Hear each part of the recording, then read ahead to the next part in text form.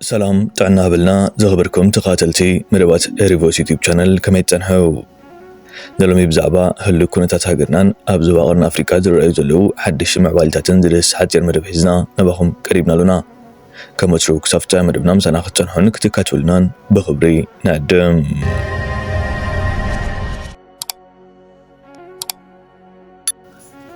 أبز ساعات ملا عالم أبكل تجميع زركب قداي أمريكا فاتيما تزلا لعلا أمرو دك سبات زغن فزاميو أزن بزحات سبات أقري مزلا خستات بغمي زبل حتى خلعل بهرا وهن له بغمي نتي بريزيدنت قد حزوكي لا حلوة نبرونديو نمنتاي ليتي تمريتو بغمي كباقر بغلطف كوتو وكيلم نمنتاي دلتا فورس معلتات بسنكي كونتات آير تتسبيهم نمنتاي أهاقرو كقتل وزيفتنو نمنتاي إزوقدلو تايستات أمريكان عالم انتايا كتمهر عدي لازبلو حتوتات ملا سجد اليوم إذا قزيف حتوتات نملا محبر سب عالم مدن قارز فدرلون استفلالي زي مسلو ملتقي بلون زقبريو بزحات وهاب تريتو فنزويلا ببلشونا استقمعت عيث هاقريا سلزي بناي وزا حيلتات زغفلو ناي وشتي سب سلطانات نتمراحي أحليفهم بمهاب نتاقر شيطان ما كونو زلو تقلو لعل مخاني قلتو كالو دما رادارات مكلخال تهاجر أبتا كوتاليتي انتاي سرحو كم زنبرو مورمار كم زد لي ردو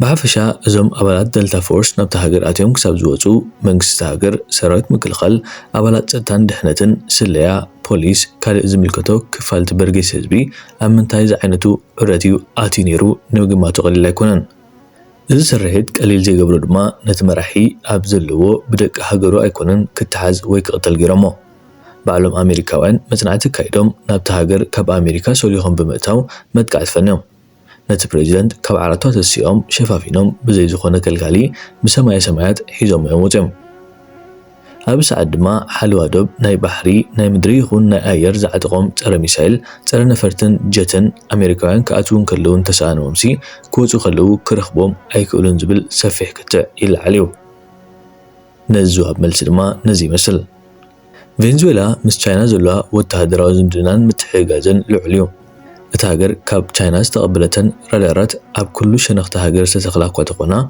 نتن كاب أمريكا زمتا F-35 زعنتن جتات ملاقن أزينن ساقيمن اتن رادار نفر تمئتان كفلت أب زي مخالن دما اتهاجر أب حدقا كتودق قزي خمدي وشد لا يزرب بزرما ناي تشاينا ناي تكنولوجي وزيت مسنا أمريكا كولا درقن كلو بزوح كذب صرفهم يزرب أمريكاوي جيت F-35 بخالق رادار كيلل سورو ستيلز تبهال التكنولوجي بمقدامون تحتيلو كبر مخالون تدميرو نتنا تشاينا رادار عينو كعمتو كم زغالي زنقر بتوساقي سرايت مكلخال فنزويلا هند بتاوم اتقاعتن ممكات زلو دلونت دغم بمخانو تهاجرن اتهزبن نزمك العميق لز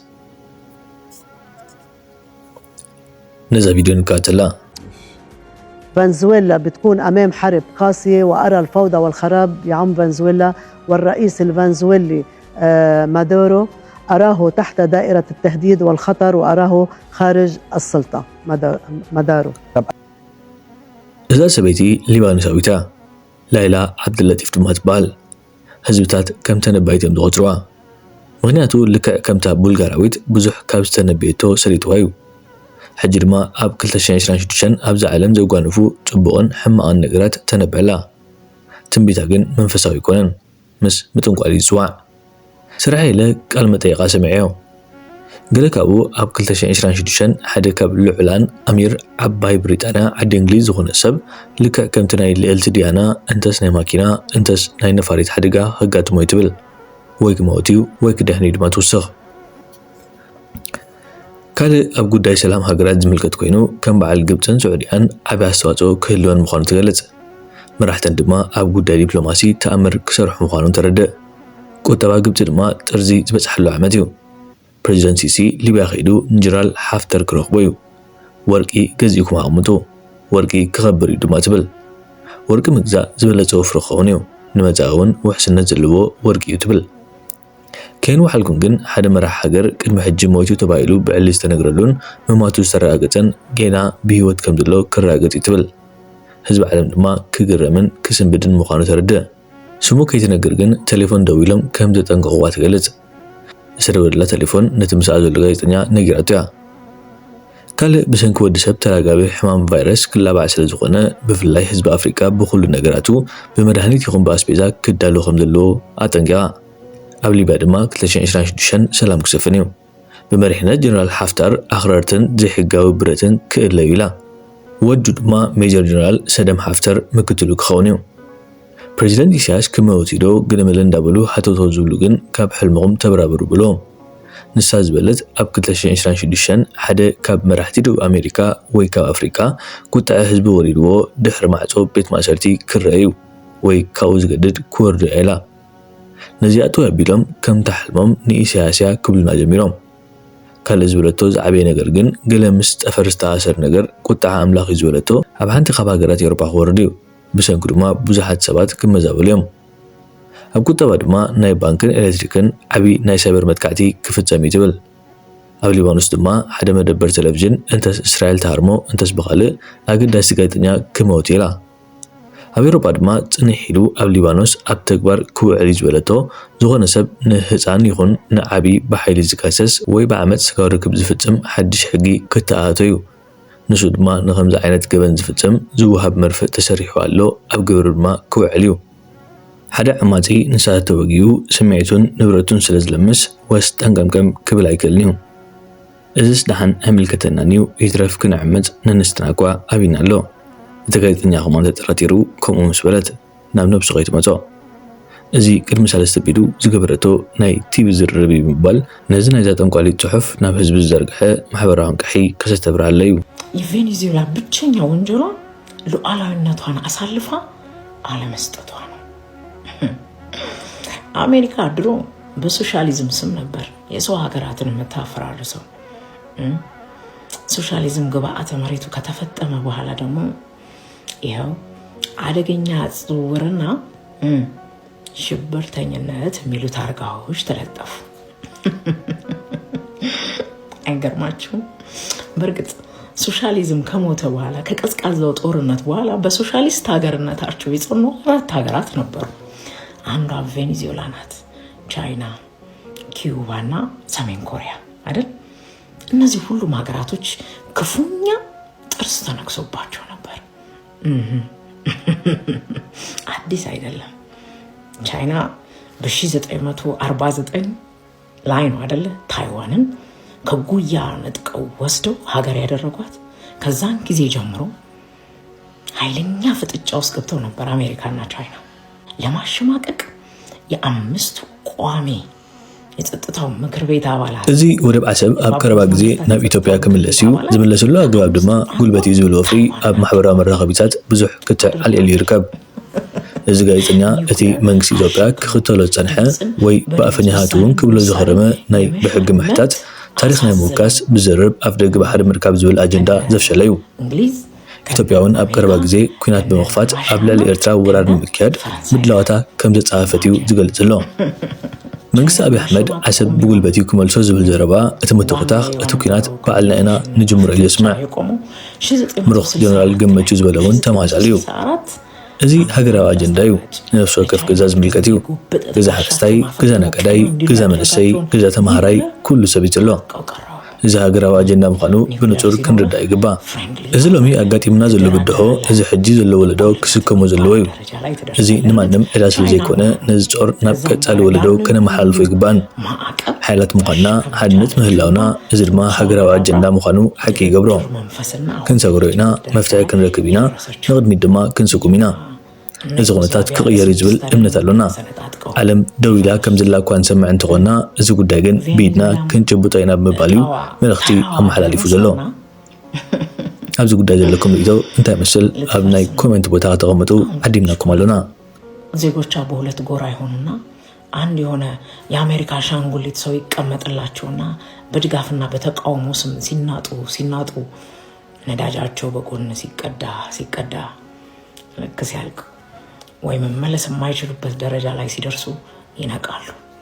ከሀገራቸው ተሰነደው ተጋድለው ላይታረቁ በቁርሾ ምን አለፋችሁ። አይገርምም? ዓለም the fittest will survive ይሉናል አይደል? የዓለም ህጎች ተጥሰዋል። አንዲት ሉዓላዊት ሀገር ውስጥ የሆነ የጠገበ ጡንቻ ያለው ሌላ ሀገር መጥቶ ፕሬዚዳንቷን ሁሉ ከመኝታ ቤቱ ከነ ባለቤቱ አንጠልጥሎ መውሰድ ይችላል። ዲሞክራሲ በዲሞክራሲ ስም የተገነባ ትልቅ ሀገር በሌሎች ትናንሽ ሀገሮች ላይ ሳይቀር ዲሞክራሲ አሰፍናለሁ እያለ መንግስታትን የሚያወርድ የሚሾም ሀገር። የቀላል ታሪክ አይደለም። ይህ ለደረስንበት ዘመን እጅግ አሳፋሪውና እንደው እንዲህ ነው ብሎ ለማውራት ራሱ የሚያዳግት ነው። ጭራሽ ለጊዜው ከዋይት ሃውስ ነው ሀገሪቷን ሊያስተዳድሯት እንደሚችሉ መንግስት እስኪኖራት ስርዓቱ ጂሰስ እንዲህም ይናገራል። አይገርም? ትናንት በሶሻሊዝም ጥርስ የተነከሰባት ሶሻሊስት ሀገር ነች ተብላ ስትሳደድ የኖረችው ቬኔዙዌላ ዛሬ ደግሞ በእጽ አዘዋሪነት መረጃዎች እንደሚያሳዩት ከሆነ ቬኔዙዌላ ለአሜሪካ እጽ አደገኛ እጾችን በማዘዋወር ወይም በማቅረብ ከአንደኛ ደረጃዎች ውስጥ ወይም በቀደምትነት ስማቸው ከሚጠሩት ሀገራት መካከል አይደለችም። ግን በምን አንደኛ መሰለቻችሁ? ለአሜሪካ ነዳጅ በመሸጥ መርከቦቿን ጀልባቿን ወደብ ላይ ሲያጋዩ ምንም ገለልተኛ ወገን ሳያጣራው ሳይታይና ሳይለይ ይባል የነበረው እጽ ተሸክመው ነው። ከ83 እስከ 100 የሚያክሉ ሰዎች ተገለዋል በእነዚህ ጥቃቶች። ኖባዲ ኬርስ። የትኛው የዓለም መንግስታት የትኛው ተቋማት ናቸው ኖ ሲሉ የሰማችሁት? ኖ አስባችሁታል? አሜሪካ እኮ እኛንም እንዲሁ አድርጋናለች።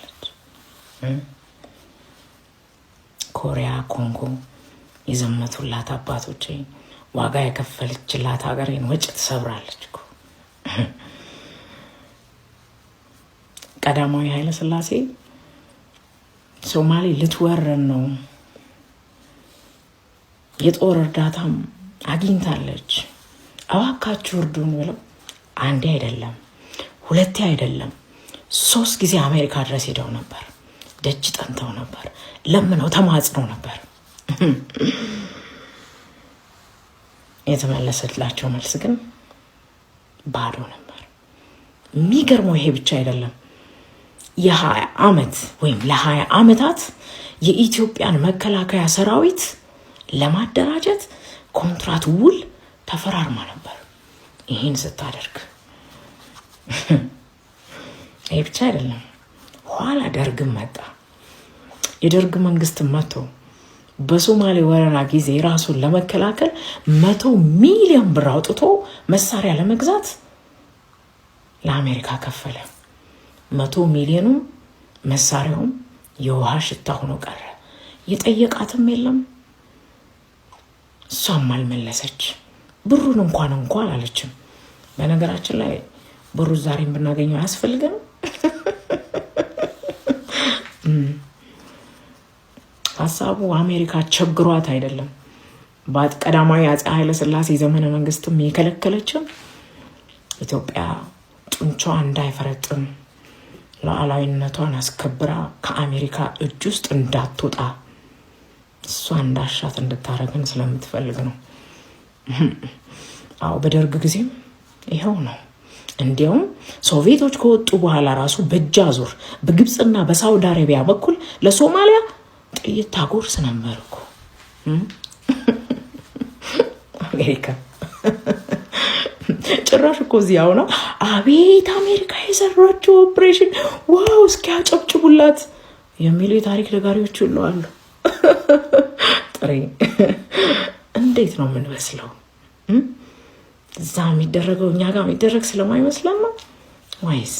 ሊቀመንበር መንግስቱ ኃይለ ማርያምን በወቅቱ ጊዜ ምዕራቡ ዓለም ጋዜጠኞች መጥተው ኢንተርቪው አድርገውላቸው ነበር። ኢንተርቪው በእርግጥ ለኢትዮጵያ ታስቦ አይደለም፣ ምክንያቱም ምዕራባውያኖች ናቸው።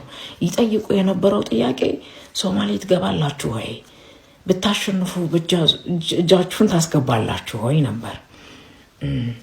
ጓድ ሊቀመንበር መንግስቱ ኃይለ ማርያም ከዓለም ጋዜጠኞች ጋር በተሰኘ አጭር መጽሔት ላይ ከጀርባው ከኔቶ አባላት ሀገራት ላይ የተማረከ የጦር መሳሪያ በሚል ታትሞ ፎቶ ወጥቷል። አሜሪካ ትረዳ እንደነበር የታወቀው የሶማሊያ ወታደሮች ሲማረኩ የያዙት ሌተስት የሆነ የአሜሪካ መሳሪያ ሆኖ ስለተገኘ ነው።